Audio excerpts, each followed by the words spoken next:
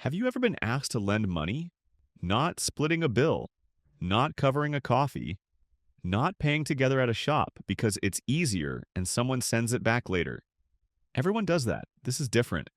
This is when someone asks for a larger amount, for longer, with a vague, I'll pay you back attached. And the moment the question is asked, something shifts inside you. You pause. You calculate. Not just the money, the relationship. Today, we're talking about the psychology of people who never lend money. Of course, some people don't lend money because they simply don't want to help. But this isn't about them. This is about people who care deeply, who want to help, and still choose not to lend money for very different reasons. For many people, lending money isn't a financial decision. It's an emotional one, because lending money quietly changes the relationship. The moment money changes hands, equality begins to fade. One person waits, the other owes. Even if no one says it out loud, both people feel it.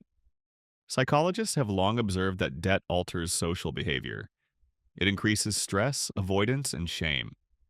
Borrowers often feel watched, even by kind people. Lenders often feel responsible, even when they never ask to be. That's why many informal loans between friends don't end cleanly. Repayment gets delayed. Conversations become awkward. Reminders feel uncomfortable. And what started as generosity slowly turns into tension. People who never lend money often learned this the hard way. Some are boundary protectors. They've seen money damage friendships or families, and they decided early on that no relationship is worth that risk. Some are pattern recognizers. They notice that loans rarely come back the same way they were given.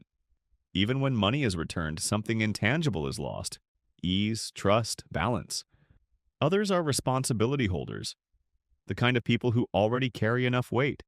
They don't want to absorb someone else's financial stress, deadlines, or guilt. And some are self-preservers, people who grew up around instability, scarcity, or financial anxiety. For them, lending money doesn't feel generous. It feels dangerous. None of these people are heartless. In fact, many of them are deeply thoughtful.